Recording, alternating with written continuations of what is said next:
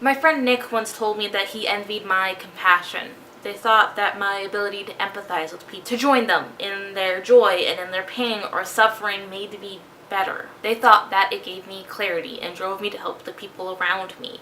My compassion was seen as a valuable trait. Yesterday, I cried on the subway, and then again while I was at work. Yesterday, the New York Times broke the news that the current Republican administration is looking at defining transgender out of existence, an attempt to flatly deny the existence and experiences of millions of people. And when I heard of that, I started crying.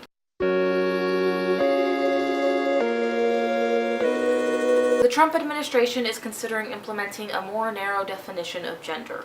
They want to define gender as a biological, immutable condition determined by genitalia at birth, which is the most drastic move taken thus far in an effort to roll back recognition and protection of trans people under civil rights law. I think this is a bad policy. This policy change would erase federal recognition of the estimated 1.4 million Americans who self-reported as being assigned the wrong gender at birth. It would also make things incredibly difficult for intersex people, who constitute an estimated 1.7% of the world population. People who are intersex are about as common as natural redheads, and sometimes their genitalia don't align with our binary ideas of gender at birth. The Department of Health and Human Services, under this narrow definition of gender that is being proposed, also suggested that if gender can't be immediately determined by looking at someone's genitals, which, it's already kind of weird that we're even considering making genital inspection a routine part of our public conversation. If gender isn't evident upon genital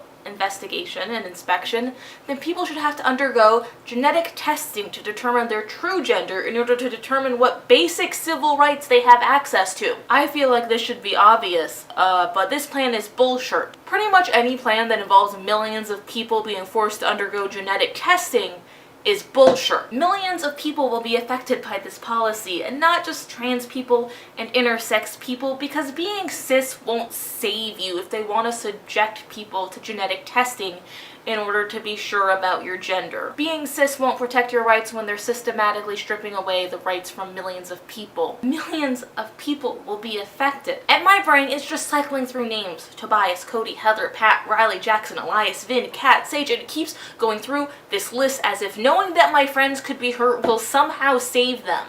They are trying to deny the humanity of the people I care about. They are trying to deny the humanity of millions of people. It's a policy designed to deny the very existence of a minority group, and I feel like we all know this is dangerous. We have to know that denying the existence of minorities leads to, at best, not serving a population of people in need, and at worst, a greater oppression and persecution of those that belong in the minority. There are millions of people who could be hurt. Millions of people, and those in power could just claim that they don't exist.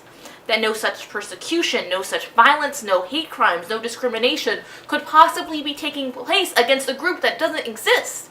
It's a policy that would leverage systematic oppression, but then say that the systems hurting people don't exist because the people that these systems are hurting don't exist. Catherine E. Lehman, former leader of the Education Department's Office for Civil Rights, was quoted by the Times as saying that this new move takes a position that what the medical community understands about their patients, what people understand about themselves, is irrelevant because the government disagrees. Look, if we're a country that believes in self-determination, that believes that people should have control over their own lives, then there's no reason to implement this policy. So are we that country? Sarah Warbelow, the legal director of the Human Rights Campaign, argued that we're not when they told the Times that trans people are frightened.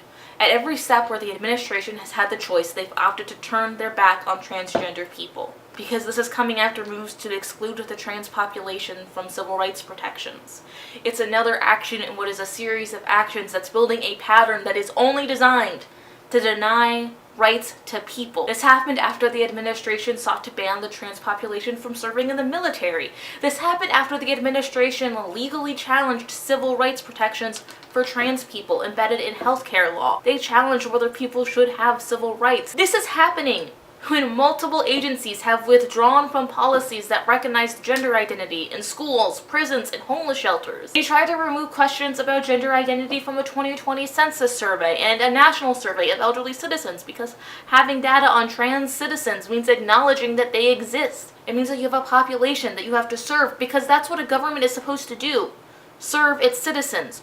Know the population so that they can best build a system that helps everyone. After the news broke, people started talking online with the hashtag won't be erased. People began protesting the changes that would deny the existence of a minority group. Awareness is growing for these changes that targets what is already one of the most disenfranchised populations in our country. Yesterday, I cried. I grieved for a country that never existed, but I hoped we could one day be. I mourned for a world of equity and equality, one that I have never experienced. Today I'm fighting. Today I am fighting for my friends, and for our future, and for the world that I still hope we can be.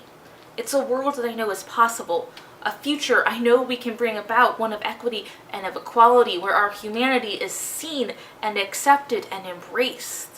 Where we can all enjoy equal rights because rights aren't cookies, everyone can have them. I hope you'll join me in building this world. I think you should check out the hashtag won't be erased. It's pretty cool. And if you want to see more from me, you can subscribe, watch another video of mine, or support me on Patreon so that I can keep doing the work that I've been doing. And hey, I love you.